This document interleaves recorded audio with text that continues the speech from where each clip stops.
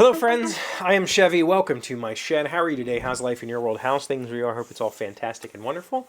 I brought a prop with me again today, and some of you might recognize this prop as my Chromebook that I purchased last year for NaNoWriMo. And I have been a little bit coy lately about a writing project that I'm working on, and I'm going to continue to be coy about it because I have found that if I tell you too much, I lose interest in it, and then I end up not doing it. And I've been trying to do this. I've been working on it a lot, mostly in my head, but there is progress on paper. Well, on a screen. I've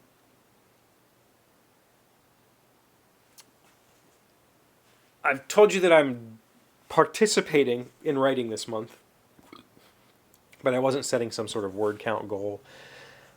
Partially because that was super restrictive last year. Also because this is not a novel. This is a very non-traditional story. It will probably end up being more words than a novel, but it is a bit different, right? And as I've worked on it, I have been editing live. So last year, I followed the NaNoWriMo code of just write it. Just keep going. Don't edit, just go. Get it done. And that's what I did. And so around the midpoint of the book, it just started taking all kinds of weird twists because I was just trying to get 50,000 words on paper. And I succeeded. And I guess theoretically there's a character arc and there's a story, but it's really disassociated. It's really weird. But I've been editing on this as I go because my initial concept was a little bit weak in the beginning. There's a sort of a prologue that needs to set up some things, and I didn't do a very good job with that. And I've been going back and forth. And it's led me to really think about my writing process. And part of that is because M was playing Horizon Zero Dawn this week, and I watched most of that gameplay with her. And I really enjoyed the story in that game. I really enjoyed the writing. I really enjoyed the motivations. I really enjoyed how they unveiled kind of the secrets of the past, slowly drip-fed it, kept the experience going. And it's very rare to find that level of writing in a video game. Often there's these just kind of surface level kind of motivations for you as the player to go to the next area. But in Horizon, it was really well done. They're really well written to kind of force the story along. And it really made me stop and think about all of the things that I love about story and really wonder why I was approaching this whole novel writing process in the first point. And the reason was I've been a writer since I was a kid. I've written stories after story after story after story. I've written lots.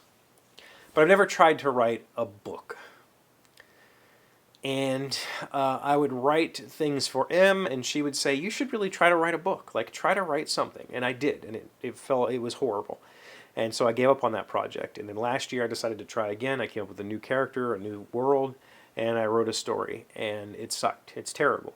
And I look at something like Horizon, and I realize that the story that came out of that didn't come out of one person. It was a team. And the stories that I enjoy the most are those kind of stories. They come from teams. TV shows don't have a writer. They have teams of writers. Movies don't have a writer. They might have a writer in the beginning, but by the end it's a team of people massaging a script. And a story that, a novel, a book is generally just one guy, one person, one gal writes a book, and then maybe an editor gets a hold of it and says, change this, change that. But chances are, if the story wasn't solid from the beginning, the editor would never look at it. They would just say, no, go try again. And that seems really weird to me. And this particular project is the kind of project where I am second-guessing myself all along the way. And I do that on everything. I'm doing that on the table build right now. I'm second-guessing how I'm going to finish these legs. I'm second-guessing how I'm going to attach the top. And I don't have anybody to talk to about it. I tell Em, and she just kind of looks at me kind of glassy-eyed. Her opinion is just get it done. Who cares, right? Whereas I'm trying to make maybe not with this desk, but with this story, I'm trying to make this be the best possible thing that it can be. That doesn't mean I'm trying to load it up, because this, what I'm working on here, is not the end goal. What I'm working on here is step one, right? It's let's see if I can make this structure, this type of story work in a small, compact way. So this is a this is probably more than I should be putting into it, but it's going to be the light version of what I hope will come out of this. And I'm already like second guessing every little story element. I'm second guessing whether the character's motivations make sense, whether the antagonist's motivations make sense, whether you as the reader will follow along with that and empathize with either one. I don't really care. You can empathize with the antagonist if you want. It's that kind of story, right? You've got to empathize with somebody. You've got to pick one, right? You've got to go in a direction. And very much like a video game, there could be, you know, depending on how you, the reader, approach the narrative, will ultimately determine the version that you read, the story that you read.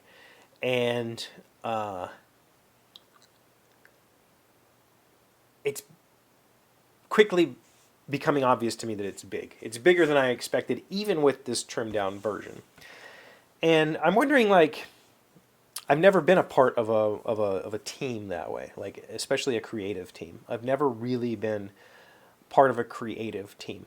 I have worked with board games and I have worked with publishers, but I've never really been part of a team that said, let's take this and turn it into something, and then let's bounce ideas. It's usually the creative teams that I've been involved in. This person is the idea person, this person is the execution person, this person is the art person, this person is the editing person. There's not like a team of people working on the idea and massaging it and turning it into something. And I'm wondering how that process works. I'm wondering how somebody goes and says, let's write a story together. Because I feel like,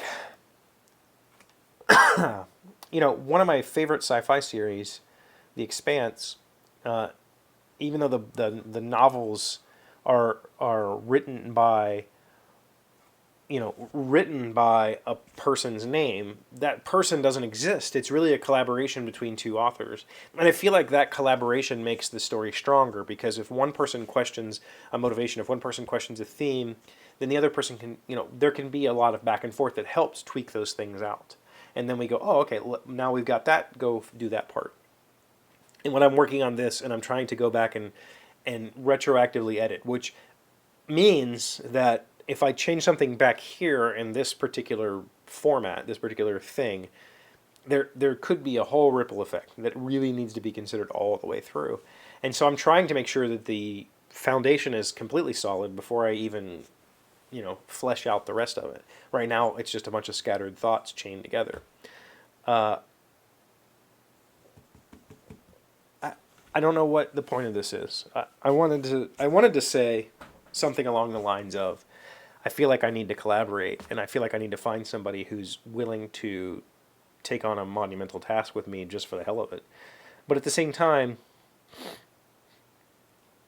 I feel like if that were to happen, I would be the one that drags the project down. I would be the one that questions everything to the point that it becomes not good for either person involved. And that also scares me. So I guess I'm going to say I am working on this project. I am really close to having the prologue at least fleshed out. Right now, it's mostly just a really loose outline, and I need to go fill in a whole lot. But I think I'm close. I think that the motivations of the characters make sense now. I think that the opening story kind of gives you the impetus to read the rest, to be interested in the rest, but I'm not positive, and I'm second guessing all of it. And so maybe this is a cry for help, but I don't even know how I could share this with you so that you could help. I don't even know that that's possible until I get, maybe once I get this prologue piece done, I can share it with you, and you can tell me whether it's something I should continue with. And then maybe we do it in bits and pieces like that. Maybe I start on that section, and then we tweak until it works, and then we go to the next section and start again using the foundation of the prologue as the basis. I don't know. I've never been a part of a team like that. Let me know if you have in the comments. I hope you have a great weekend. I've got the kids, and I'm going to keep them a couple extra days because they have the week off next week for Thanksgiving, so we get to have a little extended time together. We're probably going to set up, the tree kind of stuff and decorations and all that sort of thing. So I hope you have a fun weekend planned. Thank you for being here as always. Thank you for liking, commenting, subscribing, being amazing friends, wonderful people. I really appreciate you, and I'll see you again on Monday. Today's word you should know to sound smart is insouciant. It is an adjective, acting as if one has not a care in the world, free of worry and angst. We are never insouciant about our wealth because we must work at all times to ensure its protection. Insouciant. INSOUCIANT. I like that. I like that a lot. And I think is acting the key word in that definition. Acting as one has not a care in the world, as opposed to just like apathy, where you just don't care. Like, is this the air of not caring?